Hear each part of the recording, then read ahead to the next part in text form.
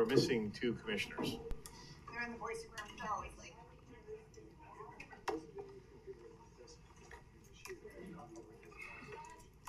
Stacy, could you please remind the commissioners that need to be up here?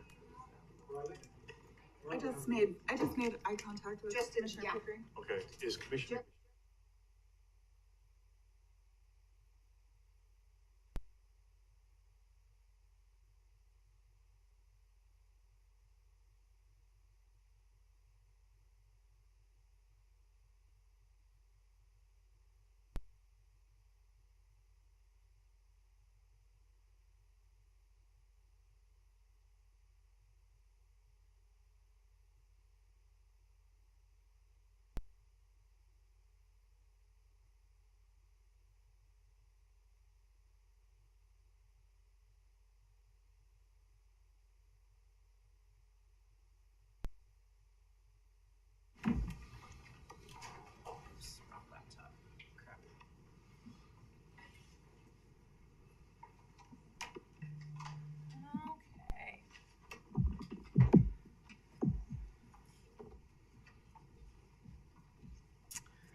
All right, well, welcome everyone. It's 5:31.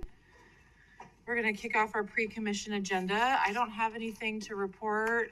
Commissioners, any housekeeping items or questions about today's agenda? Okay, Director Vaughn. Madam President, Commissioners, good evening. Great to see you all and such. But before I start, I'd like to have our world-renowned communication Deputy Director come up and introduce her new team member to you all. Good evening, Madam President, Commissioners. I am very happy to introduce Alex Bell to you. Behind me on my left, Alex comes from Texas. He went to Hardin-Simmons University where he got his degree in mass communications before getting his MBA while playing football.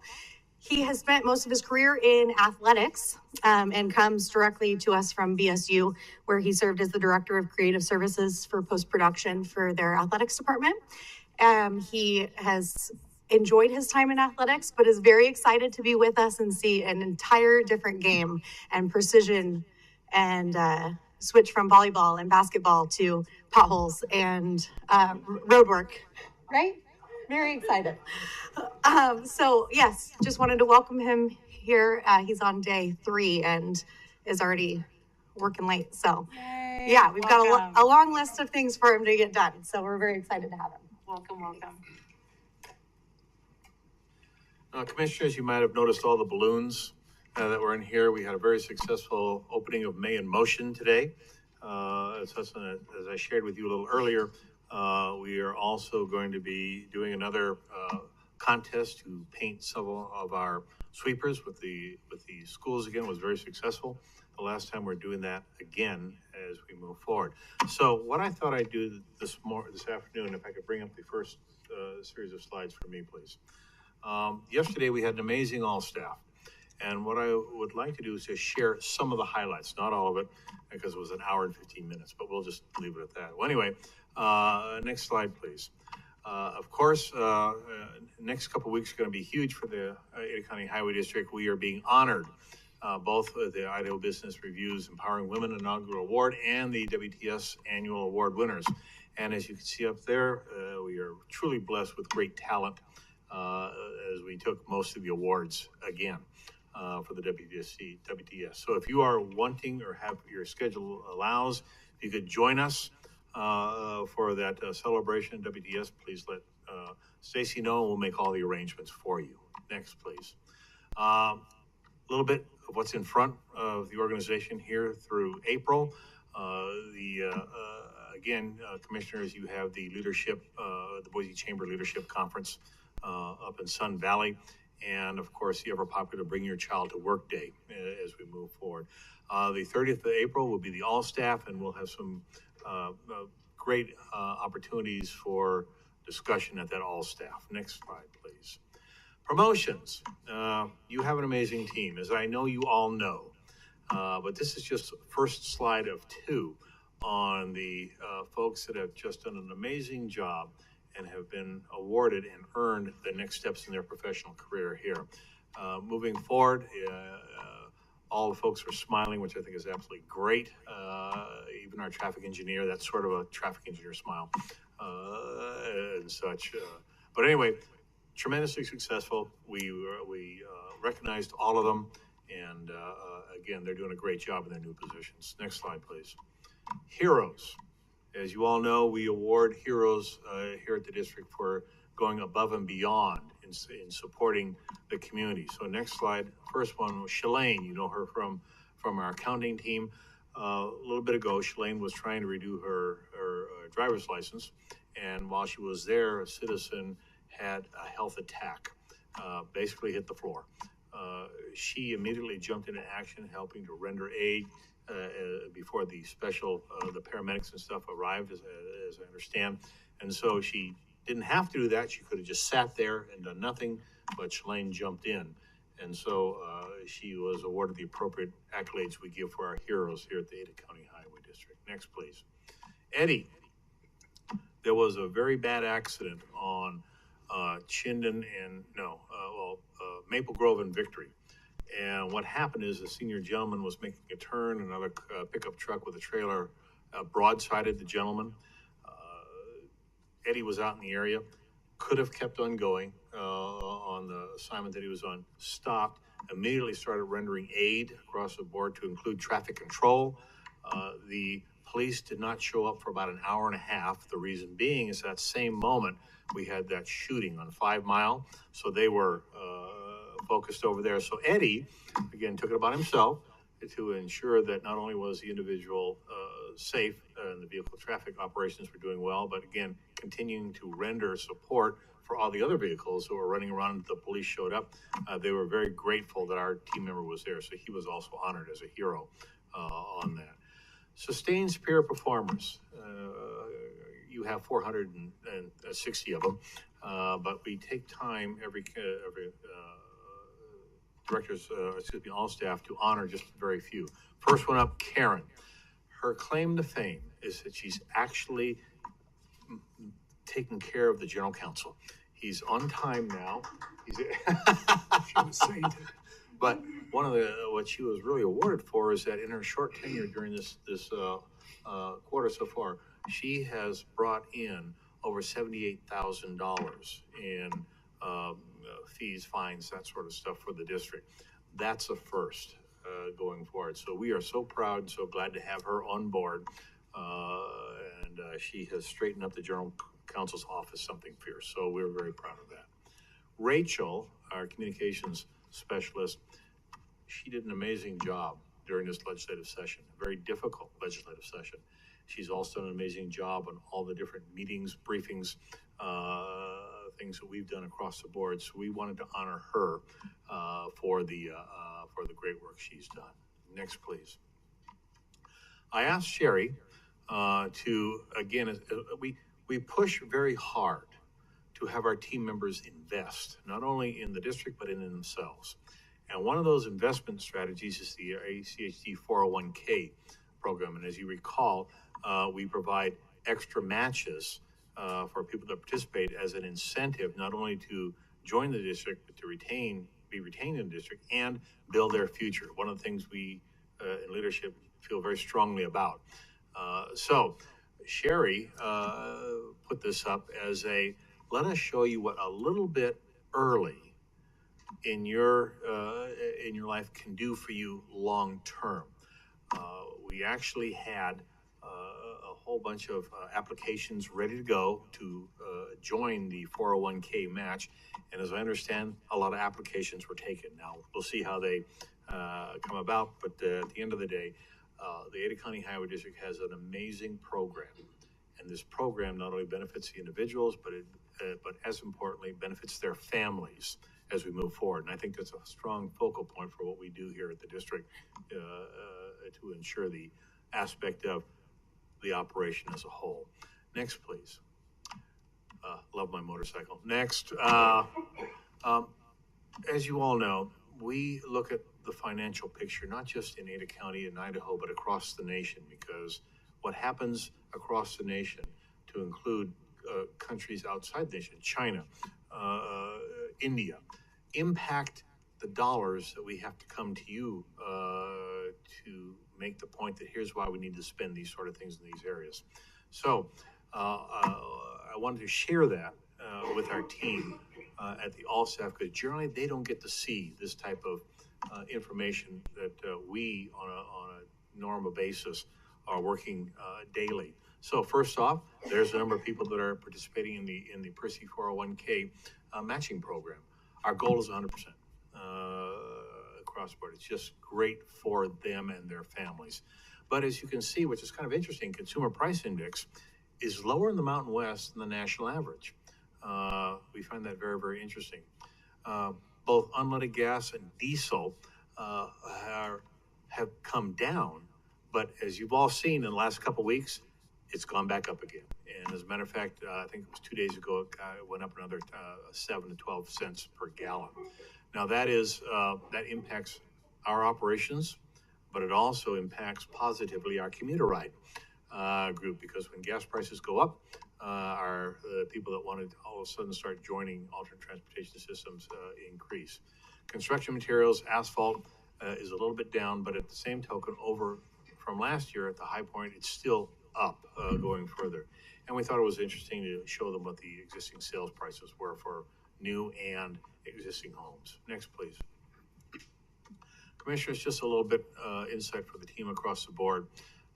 We've shared a couple of these with you earlier, but to date, we've hired 83 individuals, both external and internal, with promotions, those sort of things, which is absolutely amazing. Our vacancy rate is a little under 4%, which is, again, a huge milestone. I think a compliment to the entire team across the board. Our retention rate is 97%. Those are pretty good figures as we move forward on operations.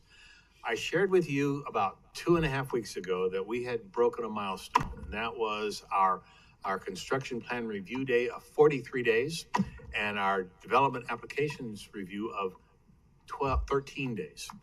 Well, we have just broken those, and those are the numbers right now, 35 days and 6 days. Lowest ever here at the Ada County Highway District, due absolutely to the team members in DTS on the extra efforts you're doing across the board. Environmental, we are on target for doing the appropriate analysis, checks, those sort of things, both in phase 1 and phase 2, to ensure that we are where we need to be when it comes down to our annual reports. As a matter of fact, I just signed out the most recent one here yesterday. Our rapid projects team, as you can see, is doing an amazing job on this across the board. And I've judged the growth in the district not by the number of houses, but the number of signs that we have to put up. And we continue to accelerate across Ada County on those numbers. ADA, the old saying is, put your money where your mouth is. We do here at the Ada County Highway District. That figure is just for the first quarter. I'm going to say that'll be times 3.5 to 4 when we're all said and done, based on the focus we have on ensuring that we are in compliance with ADA obligations. Then finally, what we're known for a lot, potholes. As you can see, a lot of numbers, huge challenge, but Jennifer and her team are doing an amazing job on pushing hard to address all of them within 24 hours of notification. Next, please. 10 operational imperatives. You're going to hear more about AI as we continue to maximize our look, our introduction, and our execution of how we can be more efficient, more effective, and how we are leveraging the technologies to help us get to that point as you look back to the increase of prices. So that is the trade-off that we're trying to make the balance on here at the district. Next, please. And I always end the all staffs with this one. 2 rules. There they are across the board, because enthusiasm is a force multiplier, and believing in the operation, which our team does, can move mountains. Next, please. And with that, commissioners, that is the executive session, and I just want to share that with you. So if you have any questions, I'd be more than happy to today stand and then kind of limp back to the chair over there. Thank you, Director. Any questions from the commission? I thought, at the end of every all-staff meeting, the director asks if there are any questions from anybody about anything. And usually it's pretty quiet, but it wasn't this time. What'd they ask you, Bruce? I Are you believe they gonna asked ski me, again are next you, year?" are you done skiing and are you gonna be out there? And I said, well, I've already purchased next year's, pass, but, Ms. Janice will let me know if I'm able to use it or not. So commissioners, you do have a couple minutes. Thank you. As if we move forward. All right, well, we'll be at ease until 6. Thank you.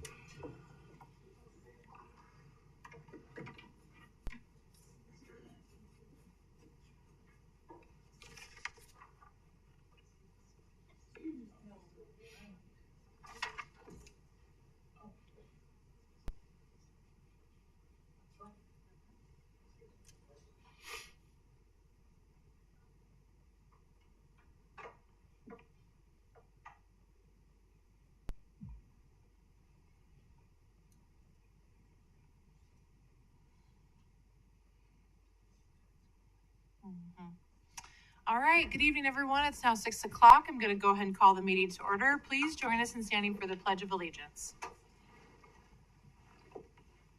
I pledge allegiance to the flag of the United States of America and to the republic for which it stands, one nation, under God, indivisible, with liberty and justice for all. Thank you. Commissioners, is there a motion to approve the agenda? So moved. Second. Moved and seconded. Any discussion? All those in favor say aye. Aye. Any nays? Motion carries. All right, moving on to the consent agenda. Items on the consent agenda are considered to be routine and will be enacted by one motion. There will be no separate discussion on these items unless a commissioner or citizen so requests, in which case the item will be removed from the consent agenda and placed on the regular agenda. And all consent agenda items are commission action items unless noted. Don't believe we have any requests. So commissioners, is there a motion to approve the consent agenda? Madam President, I move that we approve the consent agenda as presented. Second. It's been moved and seconded. Any discussion? All those in favor say aye. Aye. Any opposed? Motion carries. Thank you. Okay, moving on to the regular agenda. We just have one regular agenda item. It is the Coston Street, Warm Springs Avenue to Franklin Street ACHD project number 822006.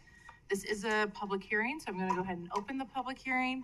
Welcome, Mr. Jarsky. Thank you. Okay, good evening, Madam President and Commissioners. For the record, I am Seth Jarsky, Senior Project Manager in our Capital Projects Department.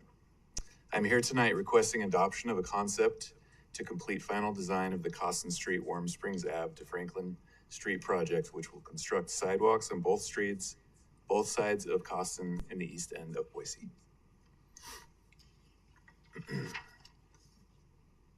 This may look familiar to many of you.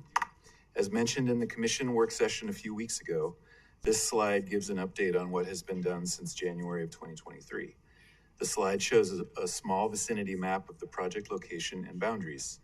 Prior to January of 2023, staff took public feedback through PIM1 and completed a traffic study, which showed that daily volumes on Coston are between 400 and 500 vehicles per day, and that compliance with the 20-mile-an-hour speed limit is very high. Then, in January of 2023, staff presented initial design concepts and public feedback to the commission. At that time, the commission directed staff to revise the design through coordination with the East End Neighborhood Association and Coston residents. Public input was requested on the proposed redesign in October and November of 2023. Also in 2023 in November, a tree impact inventory was performed with the City of Boise Forester. This slide describes the two main redesign features, and there are images that show how trees may be preserved where on-street parking is replaced by extended bulb outs. Feature 1 is to add bulb outs at all intersections. Feature 2 is to replace on-street parking with extended bulb outs. And there are 6 properties along Coston Street who requested their on-street parking be replaced by the extended bulb outs. This slide shows images of the 2 options the public was presented with during the PIM2 process in October and November. They show a very subtle difference in how the sidewalk only in front of the 6 parcels who requested extended bulb outs instead of on-street parking is aligned, either detached, concept 1 on the left, or attached, concept 2 on the right. Both concepts meet LTS 1. The pros of concept 1 include increased separation from vehicles for pedestrians, and the pros of concept 2 include less impacts to trees and landscaping, and we estimate that this approach saves 3 trees. This slide shows graphs and graphics of the results of the PIM2 process. There were 135 survey responses, and when given the option to select a preference between the 2 concepts I just discussed, the responses were nearly split 50-50. However, This slide shows a pie chart of how the 21 responding Coston residents voted between concept 1 and 2. Almost 91% of Coston residents preferred concept 2, which is for attached sidewalks. Therefore, staff recommends adoption of concept 2, attached sidewalks, for the Coston Street project.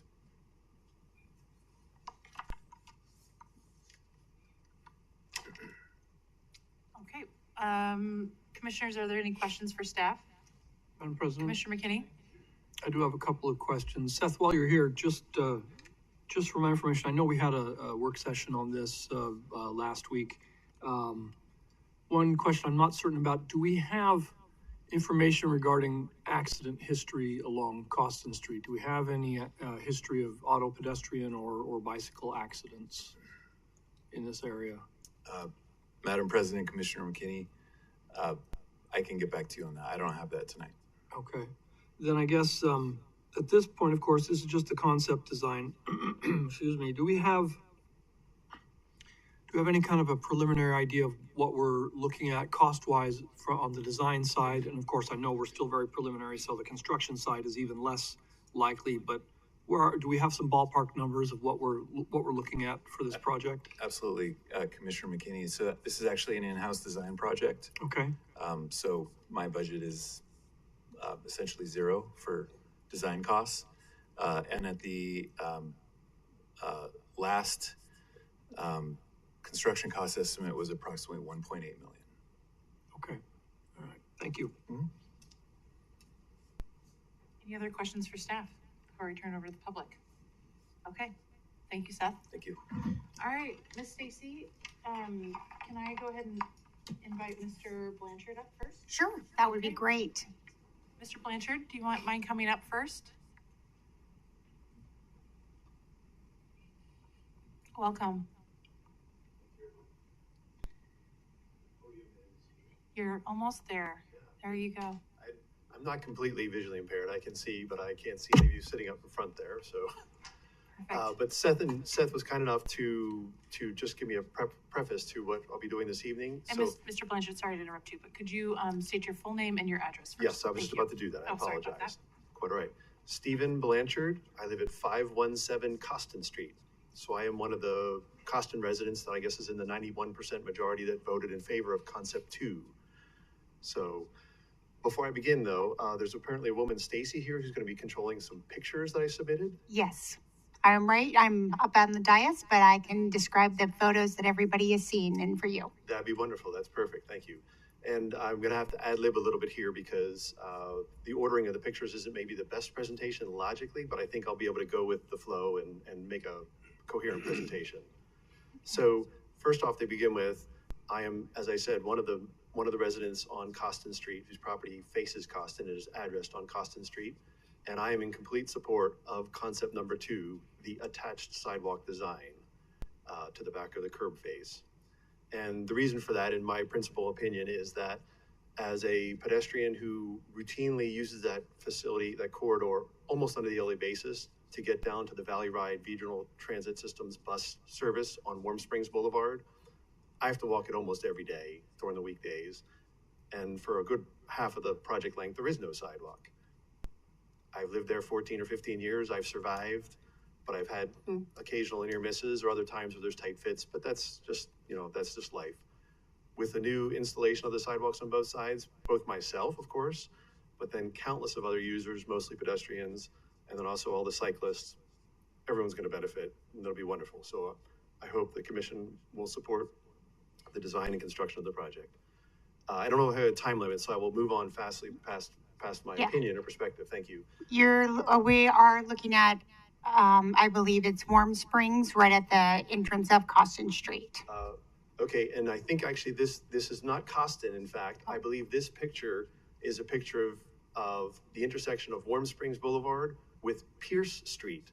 So, okay. I believe that's. I took the photos with another person. I'm pretty sure that's the one that's up there. Yes. There's kind of there's a car approaching and there's a car kind of turning across, heading north. So on Warm Springs, looking north on Pierce Street. Pierce is a street that's 2 streets west of Coston. And so I only took this picture as a beginning point to say the graphics and design details, of course, that the staff presented and have been showing, including probably, I guess, this evening, the typical design section is really exactly replicated by what's here at Pierce Street. On this block of Pierce Street is roughly 26 feet wide, curb to curb, and then there's the 5-foot attached sidewalks on both sides of Pierce Street. So if anyone wants to go see what it really looks like, but if Coston Street is adopted as option 2, that's what we'll have on that section. So anyway, that's my perspective opinion. Okay. Moving On on the to next slide, we have, it's a nighttime and there is a car parked next to a power pole. Absolutely. So there's actually two photos here together, and you'll notice they're different, but they're similar. And they're actually not at nighttime. They're at about 6 o'clock in the morning when I had to walk down to the bus stop on Warm Springs early in the mornings, because in the wintertime, the first bus service comes at 6:45 out of downtown Boise along Warm Springs. So it's early morning, and I'm walking to try to get one of the bus stops. These next few photos are during the fall of last year, when, because of the construction work on Warm Springs significantly was closed, so the Valley Ride bus had to detour throughout the neighborhood. So these next 4 photos are during that time frame, just for reference. And this is an example of one of the phenomenon that occurs occasionally with detached sidewalks that don't allow a lot of people with small garages that are kind of cramped up close to the property line. They park their cars crossing the sidewalk. That's not an ACHD issue. That's a Boise City code enforcement issue, but that's not the problem at hand, and that's not really my complaint at all. It's just to illustrate that occasionally life just happens, and that just kind of is an obstruction, whether it's me, myself, or anyone else. It's another user in a wheelchair or otherwise. I think the next picture might show that it's not just a one-off incident. Yes, we Maybe there'll show be a the red truck. different vehicle, different same scenarios, similar occasion, different property owner. That's okay. Go to the next one, please. We have it of the Valley Ride Transit bus coming up a road with detached sidewalks on either side. With attached or Detached. detached? There's a plant up with trees on either side, then the sidewalk. So, oh, I'm sorry, did I hear someone? It's the bus. Oh, but okay, Picture it's the of the bus. bus. It depends on which photo. There was 2 that had the bus in it. So, The bus is coming directly at us. okay. And if it's the one that I'm thinking of, it's the one where actually I told the bus driver during the detour when they were driving out, I'm going to go out and step in the middle of the road when you're coming back because I can hear the signature of the bus, and I'm just going to take a photo to kind of depict it. My point is to illustrate that even the bus as a large vehicle, no different than other trash trucks, for example, as other large vehicles that routinely go through the neighborhood, the bus made it through perfectly fine through with all the parked cars. So just again, an illustration of what really can happen when things like detours work, the system functions. Maybe the next photo. This looks like the bus coming up Pierce Street. There we It looks go. the Okay. same. That's just the proof of me having to do the temporary bus detour stop at Pierce Street for about 2 months or so. That's the location it was. And so even the bus down the narrowed corridor, the 26-foot wide section, for 2 months, that was the detour. Everything seemed to work fine.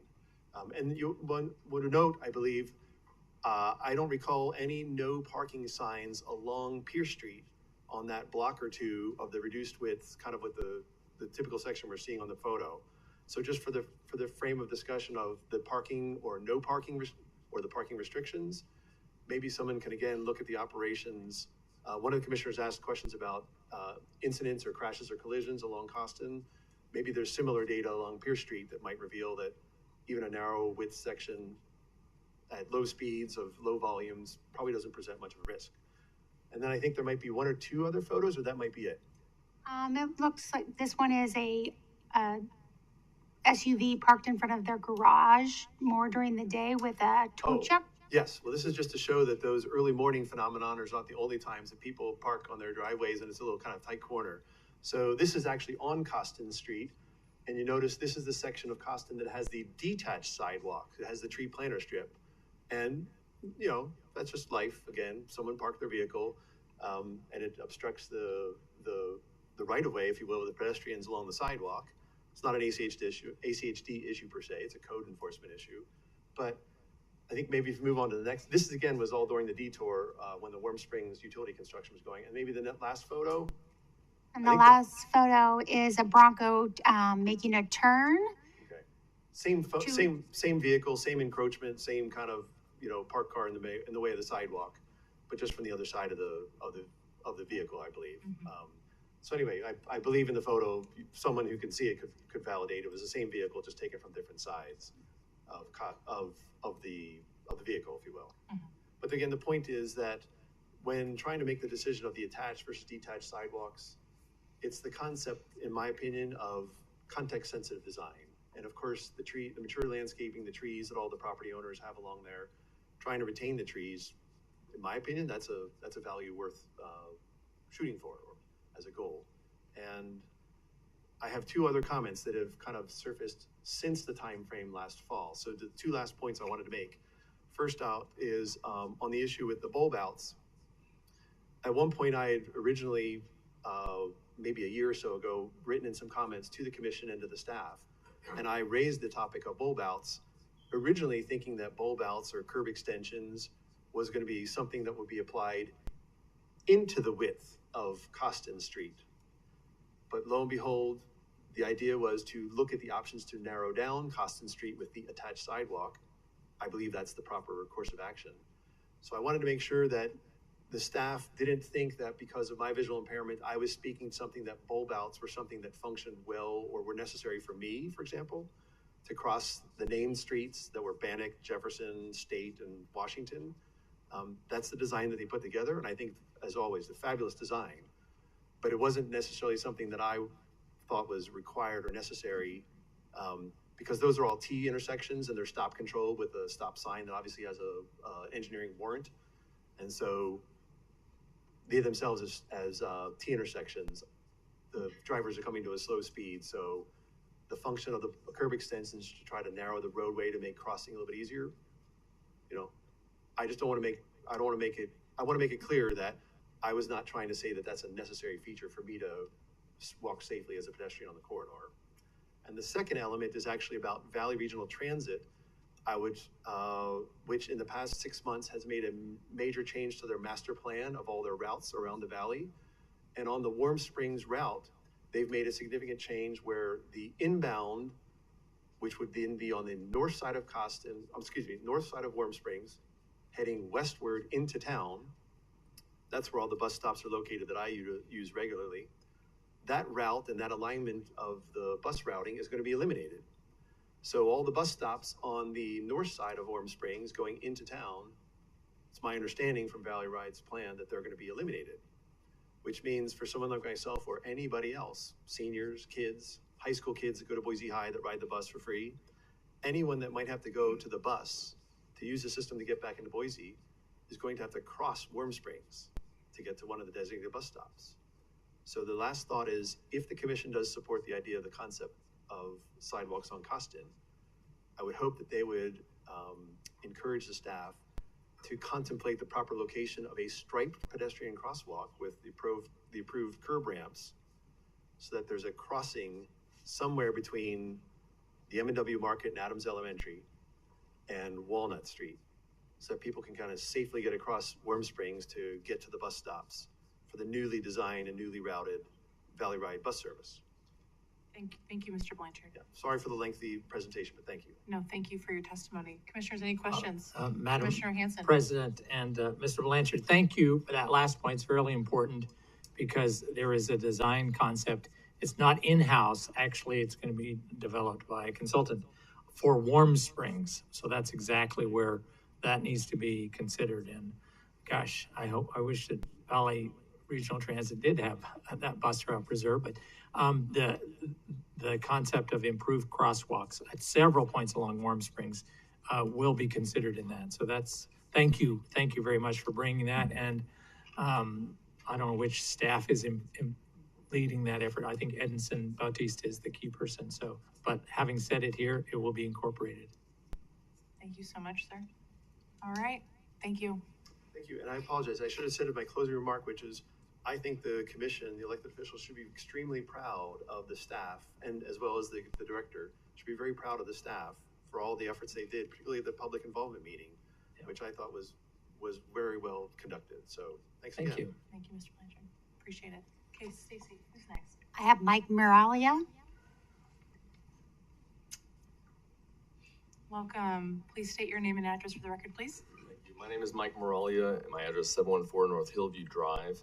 I'm here to speak to one concern that I have about the plan as it stands. Just so you know, I agree with the need for sidewalks. I agree with the need for the attached sidewalks.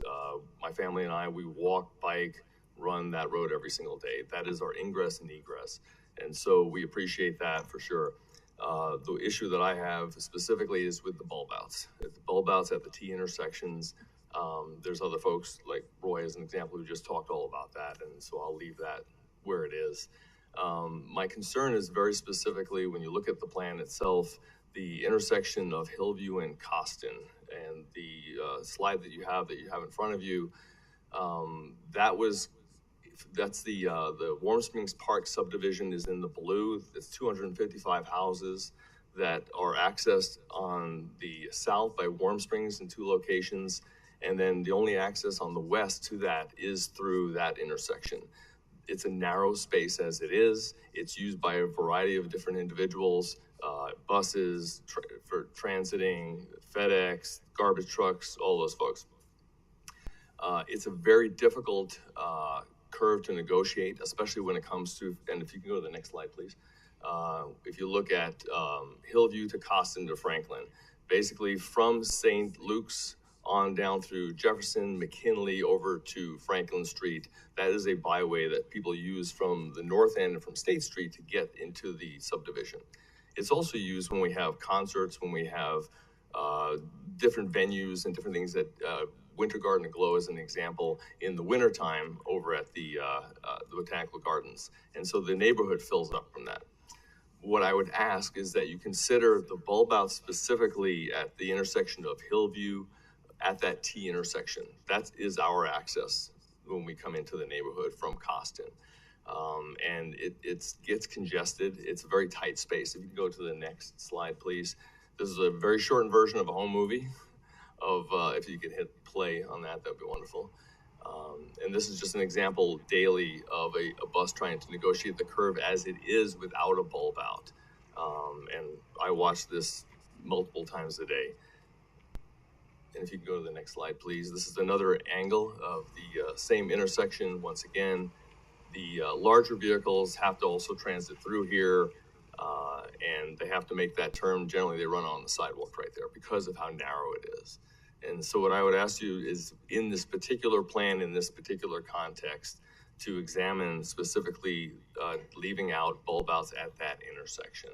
And just for the record, that bus driver actually did make a full and complete stop at the stop sign. I just clipped it so you wouldn't have to watch a long movie.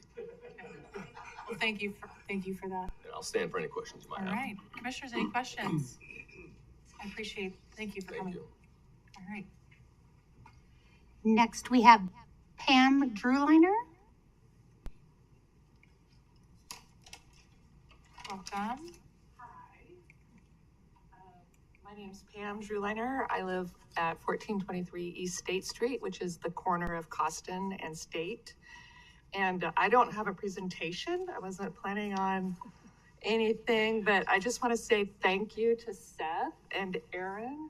I don't know if Aaron's here, but for all the hard work they've done on planning for this, for getting our feedback. We haven't been able to make any of the meetings, so I'm happy to be here tonight. And I wouldn't have known about it, except I got an email from Aaron, so thank you. And just appreciation for the huge effort that they've undergone to get our input from all the residents that live on Coston. Anytime we would see them out there walking around, my husband and I would run out there and bug them, so I know they're tired of us. My husband and I, who's working right now, I couldn't be here, are in support of option 2, the attached sidewalk, and we're pretty neutral on bulb outs. Those don't really matter to us. We do not park on Coston Street because we had hit and run on our vehicle there, and let's see what else. We've had our mirrors kicked in, so we never park on Coston. So losing any of that potential parking doesn't affect us. As for the trees, we would be some of the residents that would lose 2 very large trees if option 1 was the chosen option. So I'm really happy not to lose our trees. Those provide a lot of shade. We get a lot of owls that come in at night and hang out in the trees. So I'm super happy if we don't lose those trees. Let's see. The other thing is, I know this isn't a consideration, but having the attached sidewalk does move the traffic away from our house. So those lots on Coston Street are pretty close to Coston, or our lot. So I know there's a right of way, so it doesn't really matter to you guys, but it does to us. We would prefer to have the sidewalk further away from our house and our windows. Yeah, I think that's all I had to say. Thank you so much. Thanks. Yeah, appreciate it. Thank you. Thank you. And we have Mr. John Crowley.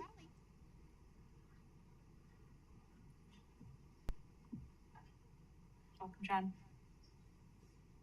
Madam President, Commissioners, I'm John Crowley. I live at 328 North Hillview, and I am the chair of the East End Neighborhood Association's Transportation Committee.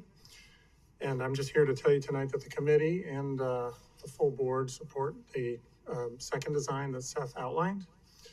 And with regard to the question of bulb outs, should they meet design standards for public safety, emergency vehicles, and buses, we would approve of that as well. So that's really it. Any questions? Commissioner Hanson? Just thank you, John. I appreciate it. All the heavy lifting took place last year, and some of it was with you and with staff. And just the notion that a no parking sign doesn't always work, but when the curb is extended, that's self-enforcing. And I know that Boise City is stretched to come out there. So I appreciate the input you had on the ability of having self-enforcing features instead of expecting Boise City to come out and constantly ticket people or parking in places that are no parking. So if the design can get it, we save a lot. I appreciate the input you provided. Thanks to you and to staff, to Seth, they've done a really good job. It's been a long road. No pun intended, and more to come. I just want to say, John, before you step away, thank you for your leadership. Thank you for the neighborhood's leadership and engagement. It has been a long process, and kudos to Seth for working through that. But thank you for being such a fabulous collaborator and partner in all of that. You're welcome. Thank you. That is all that I have signed up for, both online and in the audience. Is there anybody else that would like to testify on this? Okay, well then we're going to go ahead and close the public hearing. Madam President, Commissioner Hanson. I would move to approve the design concept for concept number 2 for Coston Street. Second. It's moved and seconded. Commissioner's discussion, Commissioner Goldthorpe. Yes, I would ask the maker of the motion if he would include that during the design phase that all consideration be given for those larger vehicles and buses, so that you don't see the problem with a bus or a garbage truck having to go all the way to the left and then into the middle of the next road and back over to the right. I think we'd be creating a problem there if we didn't consider that. That'd be okay with you? Well, yeah, I think the design already includes that because they have to. And the problem, of course, is when you have parking or parking that even if it says it's no parking and there's a sign that says no parking, someone could be parking there. That's where it creates a problem. So what I really appreciate is this design that they came up with to make sure that it's self-enforcing. The no parking is self-enforcing with even a modest extension. Occasionally when we're talking about a roundabout or a Michigan U-turn or things like that, that we actually put together a dummy scenario and have those types of vehicles run through it to make sure that it's going to work. And, I think that would be something that would behoove us to do. Yeah, I think it's already included, but if you want more clarification, that's no problem. We'll talk about it again during design, I promise. The thing I'd like to point out is because as Seth said, this is in-house and we're doing these in-house. The big cost is maintenance. The road's got to be replaced. The big cost is the asphalt. If you saw what happened to State Street, we had to rip up State Street between, what was it, First and Fourth. That's gonna happen on Coston. We're gonna have to resurface that. And that's the big cost. But the design we did in-house, and typically we do designs, Warm Springs, for example, is all gonna be a design by a consultant. But so I really appreciate that we looked at this in a much more context sensitive. I appreciated Mr. Blanchard pointing that out. A much more context sensitive, because every street is important to the people who live there. And that's why I really appreciate the staff having gone back, not approaching it from primarily a maintenance, but the one and done. We're going to go in there with a sensitivity to the context, and then came up with an improved design that 91% of the residents say is great. So I just want to also echo the kudos to staff for having gone through this, and also we all learn from it. If we can and should do some designs in-house. We don't have to contract them all out, but those that we can do in a context sensitive way. Any other discussion items? Commissioner McKinney? Oh, okay. All right, well then I'll call for the vote. All those in favor, say aye. Aye. Any opposed? Motion carries. Congratulations, neighborhood and Seth. All right, we'll move on to discussion items. Is there any member of the public that would like to address the commission at this time? Okay, well then meeting is adjourned. We're gonna roll, if that's all right with you guys, we're gonna roll right into our post-commission agenda. And we have one work session. It is the City of Boise CCDC 5th and 6th Street project update. Welcome, Zach.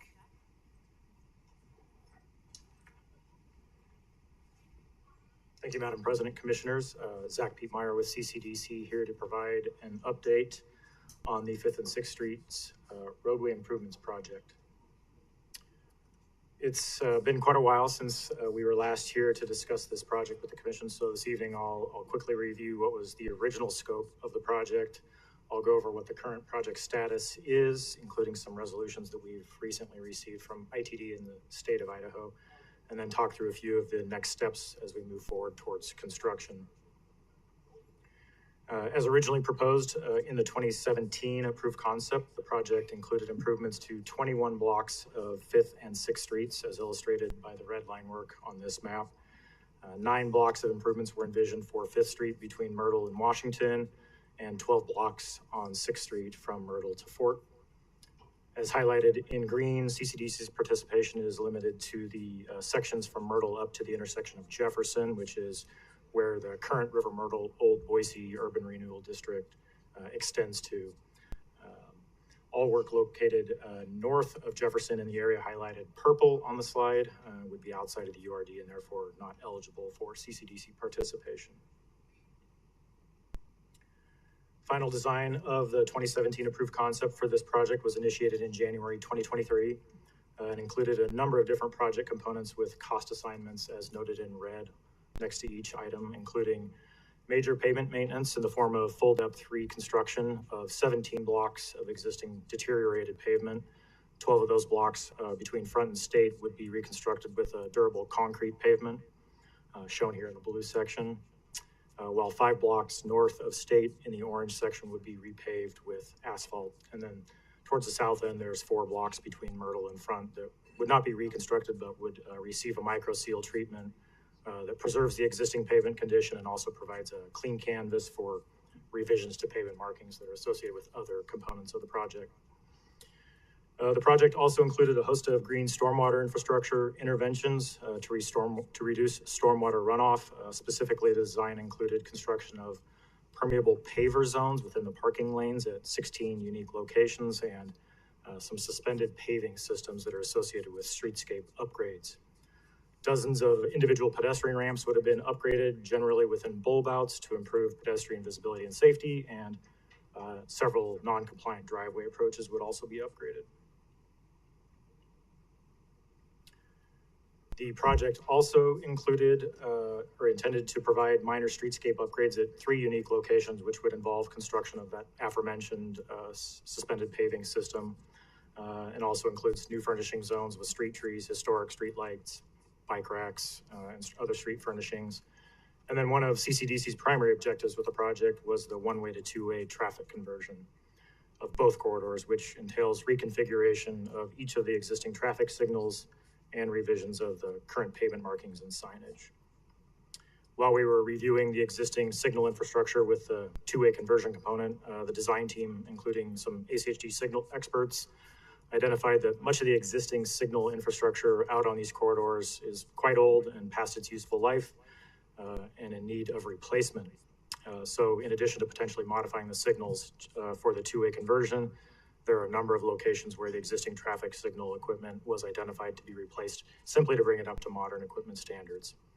That is obviously in addition to replacement and extension of the existing buried fiber optic lines that connect all those signals.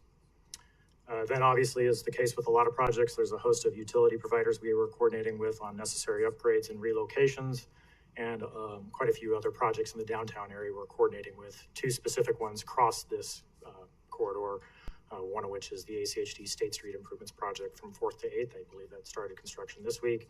And then CCDC has an ongoing project on Grove Street from 3rd to 6th, which is also under construction. So where are we at now? Well, we spent a large portion of the last year revisiting the two-way conversion traffic analysis that ACHD conducted with the original feasibility study back before 2017. As most of you probably recall, in late 2022, ITD asked that the analysis be expanded to assess the impacts of Front and Myrtle of the project. Those are the two streets at the southern end that ITD has jurisdiction over. That additional analysis work was scoped and began in January 2023, and a final expanded traffic analysis was submitted on June 12th last year for ITD review and approval. After several months of back and forth meetings and follow-up, we received a conditional approval this mid-January, which I'll talk a little bit more on the next slide. In terms of advancing the design, 75%, 95% designs were completed in August and October, respectively. We selected a construction manager general contractor in November, and then we finalized 100% plans for bidding purposes here in March. So regarding ITD, ITD headquarters did provide us what we're considering a conditional approval of the two-way conversion that stipulated if the two-way conversion moves forward, ITD has 3 requirements, and they're listed here, including eliminate the proposed traffic signal at 5th and Myrtle, which is currently an unsignalized intersection, two-way stop control. That intersection doesn't meet warrants for signalization either with the current traffic volumes or the predicted future traffic volumes. Number 2, they asked that we maintain existing green time for all signals on Front and Myrtle, which really wouldn't have been an issue anyways because we weren't proposing any changes to any signals on side streets anyway. And then the third was that they asked that ACHD retime the downtown network to improve traffic flow on Front and Myrtle after the conversion takes place and all the traffic redistributes and settles out, which we understand that's something that ACHD does on a regular basis and was targeting after this conversion to do anyway. We also received recent feedback from the state of Idaho regarding the project. Last spring, the Idaho State Legislature passed House Bill 25, which was codified as Section 67-1605A, giving the state control over vehicular use of the roadways adjoining the Capitol building, specifically for any alteration in the use of the roadway lasting longer than 7 days. One block of 6th Street, specifically from Jefferson to State, covered under that legislation is within the limits of this project, and that's about 2/3 of the way up the 6th Street corridor. Well, that legislation was passed last spring. A process for application and review by the state was not formalized until January of this year. Knowing and kind of understanding the hurdles we faced, we did apply in January, but split the request to the state in 2 parts. We submitted a request that separated the two-way conversion from the maintenance activities, all the other maintenance activities. We presented the project with those 2 requests to the Idaho State Capitol Commission on February 22nd and received a verbal resolution 2 weeks ago on March 11th. The state did grant permission to proceed forward with those maintenance aspects, but they denied the request for the two-way conversion. I do want to reiterate that was a verbal communication. We have not received a formal written response from the Department of Administration yet. We're waiting for those additional details still. So in order to allow for maximum flexibility as we awaited those resolutions from ITD and the state, we began working over the winter to establish a second 100% design package with a slightly modified design that keeps the corridors one way, but incorporates the basic infrastructure improvements, which can hopefully easily be modified in the future by ACHD if someday a two-way conversion is allowed by all the authorities having jurisdiction. So to be more specific, the 100% plans that I referenced on the previous slide did incorporate this flexibility. They include one-way traffic operations. All intersections and corridors are set up for one-way traffic, but the signal infrastructure does incorporate components that could be easily modified in the future for two-way. The design also includes all of the maintenance aspects that I previously discussed, including pavement reconstruction, the stormwater and GSI upgrades, pedestrian ramps at bulb outs, and then the streetscape improvements. So our intent now is to move forward with bidding of this modified design in light of the state's decision regarding the two-way conversion.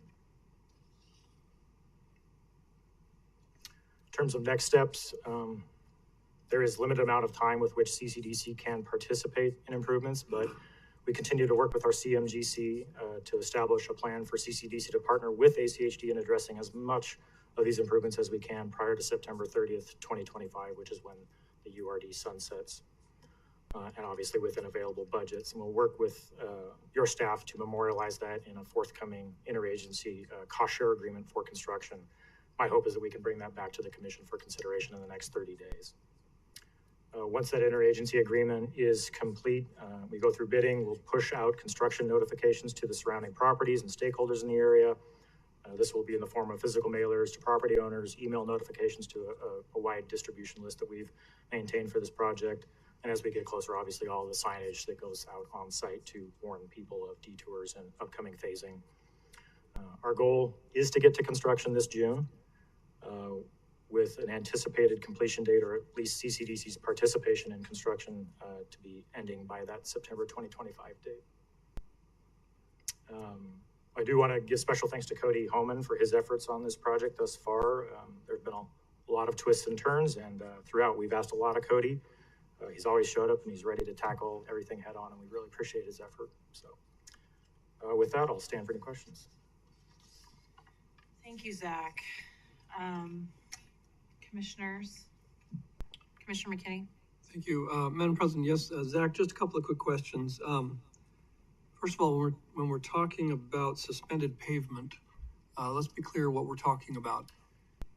Madam President, Commissioner McKinney, thanks for that question. Yes, suspended paving systems, or more commonly known as Silva cells, is a three-dimensional structure that goes in the streetscape that CCDC typically applies in a downtown area. It's for both stormwater storage and tree root growth. It enhances and accelerates tree root growth.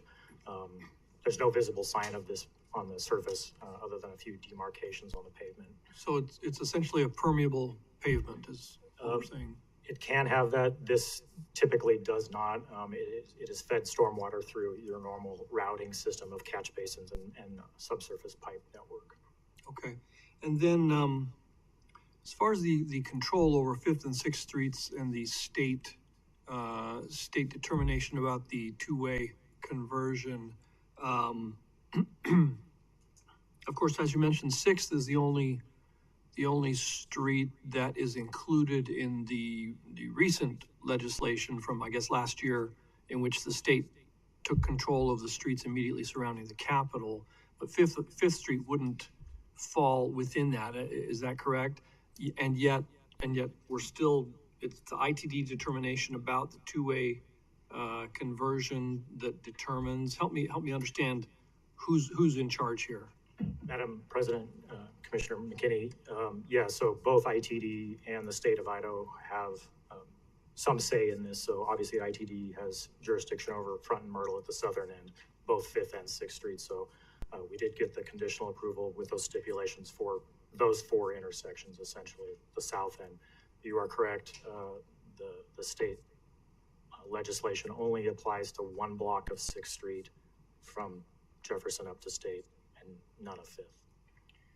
But then it sounds like it would be impossible, however, for ACHD to make a determination on two-way conversion on both of these segments, or is that only partly correct? Madam President and Commissioner, I believe with Fifth Street, yes. I can't comment on the hierarchy of authority for that section of Sixth Street. But it's my understanding is that they would have formal authority over Sixth Street because of that one block. We did not study, and is not included in any of the previous feasibility analyses of converting sections of state that don't include that block or just Fifth Street or portions thereof. And so we have not proposed an alternate set of conversion limits. Okay, then, so it looks like then the intent is to go to construction in June this year, but is it not a project that's being bid? It indicates you've already selected a general contractor. Was that not through a competitive bidding process? Madam President, Commissioner, it's through construction manager general contractor, which is a approved project delivery method that our agency does use frequently. It is a two-part process. We do a qualifications selection process or QBS based process to first bring a CMGC entity on board, and they're actually here with us tonight. It's McIlvaine, and so we went through a QBS process to select them, but that does not include a bid process. They will next, the second step is for them to publicly bid this project using the standard process for a public bid. And so we will be selecting bids. That just has not happened yet. Oh, I see. So the general contractor that is involved right now is going to prepare the plans, and then it will go out to a competitive bidding process before construction begins. Essentially, the plans are already prepared. They will use those to conduct a formal bidding process. Okay. All right. Great. Thank you very much. Any other questions or comments? Commissioner Hansen? So thanks, Zach. I appreciate this. It's disappointing, the opportunity to have CCDC use your tax increment financing to do improvements. I was here at the beginning of fairly early in the DBIP process, and boy, have we seen a huge return on the restoration of some of the downtown streets to two-way. The kind of investment in those along those streets, and you kind of see where it ends. Basically, the investment is concentrated in the areas where customers, employees can get to the building without having to go way out of distance around one block on one-way streets.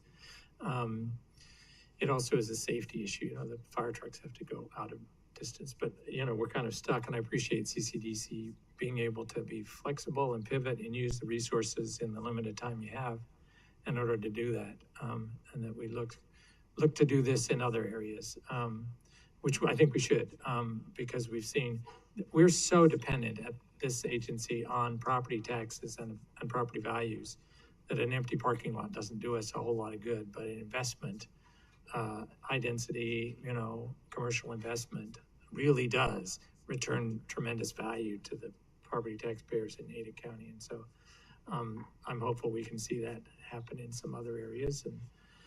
But it is what it is, and I really appreciate their professionalism, which CCDC, McIlvaine, and others have gone about figuring out how to move through this